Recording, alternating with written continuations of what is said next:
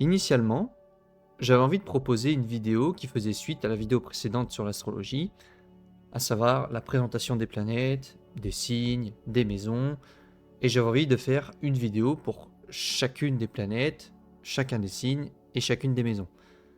Ce qui m'aurait fait peu ou prou 34 vidéos. Après un peu de réflexion, je me suis dit, j'ai envie de faire autrement. C'est comme ça que l'idée de faire cette vidéo est née. C'est-à-dire que les concepts vont émerger au fur et à mesure des vidéos. Je vais essayer de les expliquer de manière assez fournie dans chacune des vidéos que je ferai lorsque la logique viendra, lorsque le thème précis sera mis en avant, plutôt que de tout faire avant et ensuite de passer à autre chose. J'étais donc dans la logique première de proposer toute la théorie avant de passer à la pratique, de manière plus ancrée, plus concrète. Et finalement, j'ai plutôt envie d'être dans la logique, je propose directement la pratique, et j'amène des concepts théoriques au fur et à mesure de l'avancement dans les vidéos. Ce qui fait que derrière, les concepts seront intégrés progressivement, que ce soit par moi qui deviendra de plus en plus expert de ces concepts, ou que ce soit pour vous qui comprendrez de mieux en mieux les différents concepts que je mettrai en avant. Donc aujourd'hui, et c'est le lien direct avec ce que je viens d'expliquer, on va parler des logiques inductives et déductives. À quoi elles correspondent, comment elles peuvent s'inscrire concrètement dans des exemples concrets, est-ce qu'il y a une logique qui est meilleure que l'autre, et je vais faire quelques petits parallèles avec l'astrologie pour justement rattacher à la vidéo précédente et vous amener quelques notions de manière progressive au fur et à mesure des vidéos que je ferai à l'avenir. On va donc s'intéresser d'abord à la logique inductive. Pourquoi d'abord la logique inductive? C'est très simple. C'est ce qu'on expérimente dès le début de notre vie. C'est ce que font les bébés par exemple pour apprendre à marcher. C'est-à-dire, ils réfléchissent pas à comment ils vont marcher. C'est-à-dire, ils ont très peu de réflexion. Ils sont beaucoup guidés par l'intuition, par l'émotion et par l'action. Donc, ils marchent, ils tombent, ils réessayent, ils tombent à nouveau, et ainsi de suite. C'est comme ça qu'ils apprennent à marcher. Ici donc, c'est l'action qui prime en premier lieu. C'est-à-dire, on agit, éventuellement on réfléchit, et on agit de nouveau, jusqu'à ce qu'on maîtrise la chose en question. Deux petits parallèles astrologiques que je peux faire ici déjà, c'est que l'enfance est reliée à la lune. Et les premières années de vie sont sous cette impulsion, sous cette influence lunaire. Il n'y a donc pas trop de réflexion mentale vis-à-vis de cette planète. Parce qu'en effet, la lune est de la première période de vie qui s'étale de la naissance jusqu'aux 7 ans environ. C'est-à-dire que la lune représente tout ce qui est relié aux émotions, à l'instinct, au lien avec la mère, aux racines, au foyer, à ce qui nous conforte, à ce qui nous nourrit émotionnellement. Et c'est également en lien avec le signe du Cancer et la maison 4. Je rappelle, la maison 4, c'est tout ce qui correspond au foyer, à la famille, à nos racines, à tout ce que l'on construit donc dans l'enfance. L'avantage de cette logique inductive, c'est qu'il y a beaucoup d'actions et de progression par l'essai-erreur. Le fait qu'il y ait beaucoup de tâtonnements permet de réajuster ce que l'on fait, ces actions par rapport aux résultats qu'on obtient. Si ça fonctionne bien, on continue sur cette voie. Si ça fonctionne pas bien, on change généralement pour pouvoir atteindre de meilleurs résultats. Ça permet d'avoir des résultats concrets au niveau matériel, souvent de manière plus rapide. Ça, c'est un bel avantage. L'inconvénient, c'est qu'il y a une possibilité de rester souvent coincé par un manque de réflexion, une possibilité également de s'obstiner à faire, refaire et refaire et encore refaire de la même manière alors que ça fonctionne toujours pas. Comme le disait très bien Einstein, la folie c'est de faire toujours la même chose et de s'attendre à un résultat différent. Ça pourrait très bien résumer cette logique inductive à l'extrême. Dans les cas les plus extrêmes également, il y a la possibilité de se blesser s'il y a une non prise en considération des conséquences possibles d'une action. Si je prends un exemple bateau, si je reviens au bébé par exemple, c'est le fait de mettre le dos dans la prise. Bon vous n'allez pas dire ok, l'enfant il doit expérimenter tout ça, il doit lui-même mettre ses doigts dans la prise pour savoir que ça fait mal. Là évidemment ça marche pas, vous comprenez bien.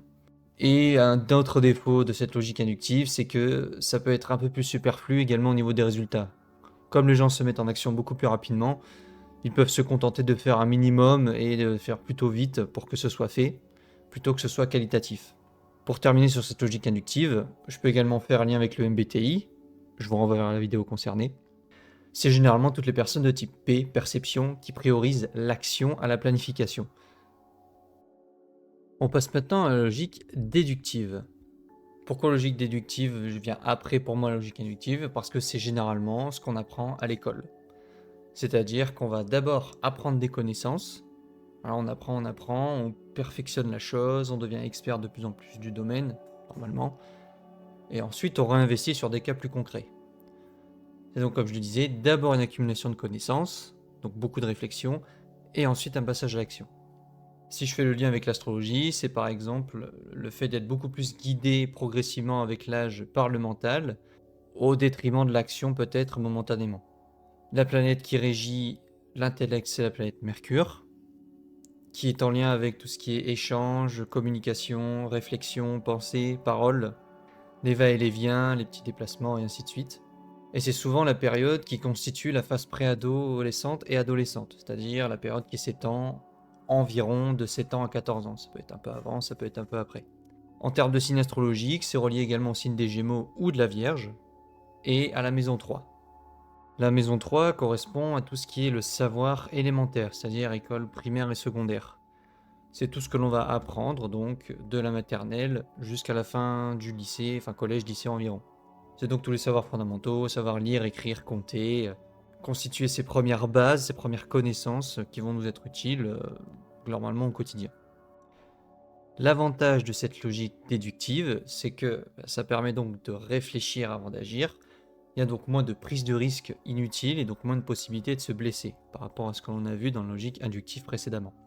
La possibilité donc de bien se préparer avant de se lancer dans quelque chose. Et c'est une logique qui est intéressante pour devenir expert sur certains sujets, notamment des sujets très théoriques. On accumule beaucoup de connaissances pour être sûr de ne pas dire n'importe quoi. On peaufine bien son sujet et ensuite on se lance pour pouvoir expliquer et transmettre des choses intéressantes aux autres, parce qu'on maîtrise bien ce sujet. L'inconvénient, par contre, eh bien, le revers de la médaille, c'est de ne jamais passer à l'action, tout simplement, de rester dans sa tête. C'est donc se paralyser par trop d'analyse et de réflexion, avec un côté perfectionniste, et une possibilité également de manquer d'opportunités, parce qu'on va beaucoup réfléchir, on va se dire, tiens, il y a eu telle situation, ah oui, mais il peut y avoir ça comme paramètre, il peut y avoir ça comme paramètre. Ça, c'est la logique déductive. La logique inductive dirait, il y a une opportunité, j'y vais. Je réfléchis pas, j'y vais. Ah, c'est trop bien, c'est une opportunité intéressante, j'y vais, quoi. Pour cette logique déductive, c'est d'accumuler beaucoup de connaissances sur un sujet, un domaine particulier, et ne pas se lancer parce que peut-être qu'on n'a pas encore assez de connaissances sur ce sujet, justement. Donc on va encore aller en chercher.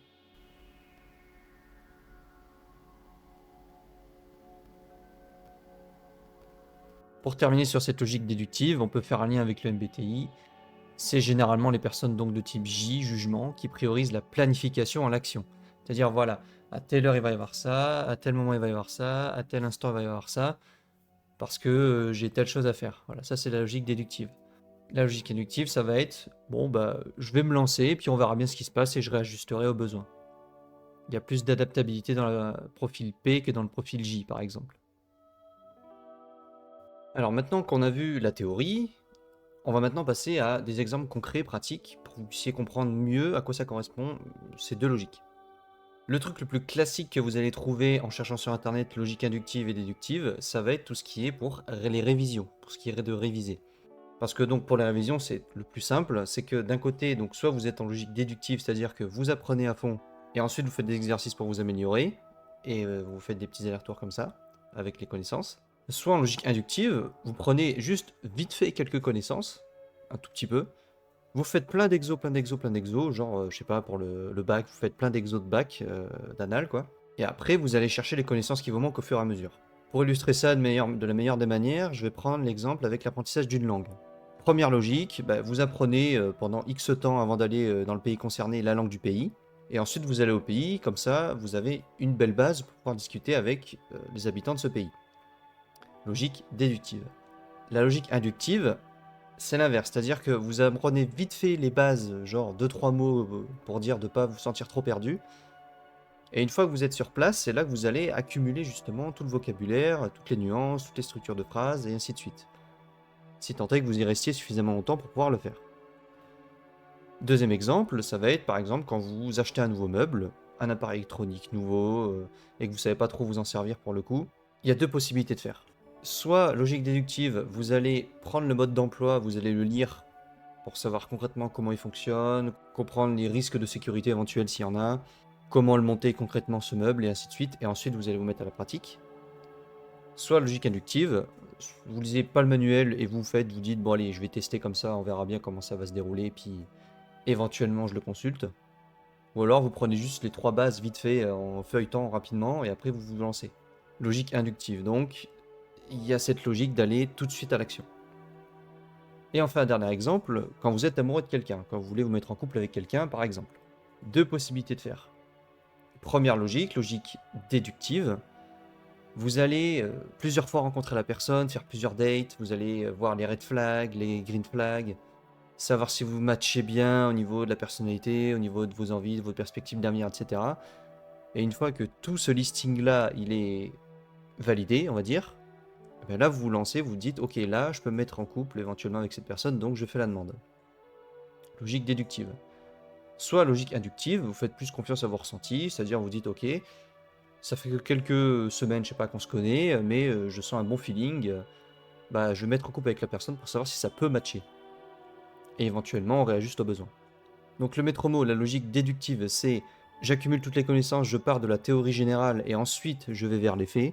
La logique inductive, c'est je pars des faits, puis je remonte progressivement vers les théories pour savoir si ça colle avec ce que j'ai et je réadapte au fur et à mesure.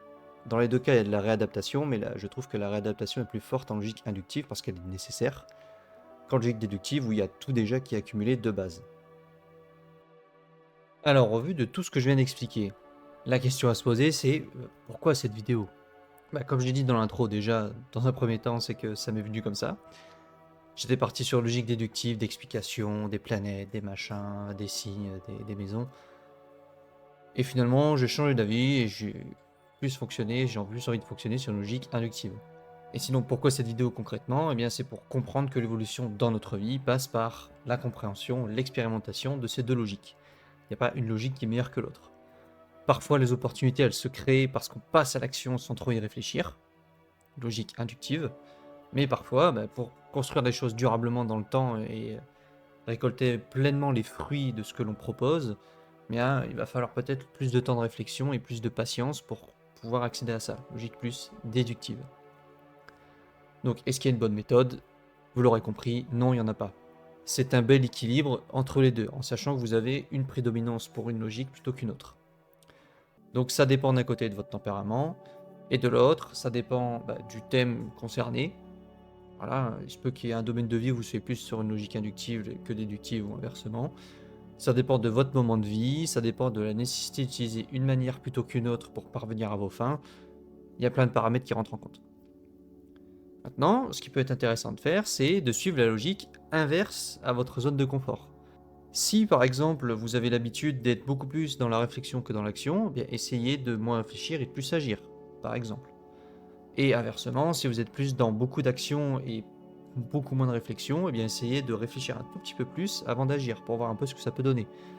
Et voyez les résultats, savoir si ça peut être concluant, ça peut être intéressant à essayer. À titre personnel, c'est un peu ce que moi je vous propose en faisant cette vidéo, puisque comme je vous l'ai dit, moi j'étais parti sur cette logique de voilà, je vais tout proposer au niveau astrologique, je vais te faire un contenu bien théorique, parce que moi je suis une personne plus J, c'est-à-dire que je suis dans la planification, dans la réflexion beaucoup, et peu dans la mise en action finalement, je veux dire, rien qu'à voir là ce que je propose sur cette vidéo, j'ai beaucoup écrit, et voilà, logique déductive, j'écris, puis ensuite je propose, mais je fais aussi un petit peu de logique inductive, c'est-à-dire que bon j'essaie de parfois pas trop lire ce que j'écris sur mon truc, et j'essaie de me laisser guider par mes envies. Tout ça pour dire que votre plus grande source, notre plus grande source, puisque je m'inclus dedans, d'évolution peut venir du fait de fonctionner un peu plus sur la logique inverse par rapport à nos habitudes, à raison de 20% du temps total environ. Ça, c'est un petit lien à la loi de Pareto que j'expliquerai plus tard, la loi 80-20, qui est pour moi une loi très importante à mettre en place dans sa vie pour avoir des transformations profondes. Ce qui peut être intéressant également, c'est de vous entourer de personnes qui fonctionnent à l'inverse de vous, que ce soit dans le cercle amical comme dans le cercle amoureux ou professionnel. Comme ça, vous voyez un petit peu les différences, vous voyez si ça vous irrite, vous voyez si vous pouvez pas apprendre de l'autre, que les autres puissent apprendre de vous, et ainsi de suite. Donc les prochaines fois, essayez d'avoir conscience de ce que vous faites de façon automatique, et pourquoi pas fonctionner sur le mode inverse, juste pour voir ce que ça peut donner, et être curieux des résultats que vous allez obtenir. Sur ces belles paroles, je vous remercie beaucoup d'avoir regardé et écouté la vidéo jusqu'au bout, comme toujours. Si vous l'avez apprécié, comme d'habitude, n'hésitez pas à mettre un pouce, à vous abonner, à la partager, à mettre un commentaire. D'ailleurs, ce serait intéressant de savoir quelle logique est prédominante chez vous. N'hésitez pas à l'écrire dans les commentaires si vous voulez. Je vous remercie. Je vous souhaite une excellente journée, une excellente soirée. Prenez bien soin de vous et on se retrouve bientôt.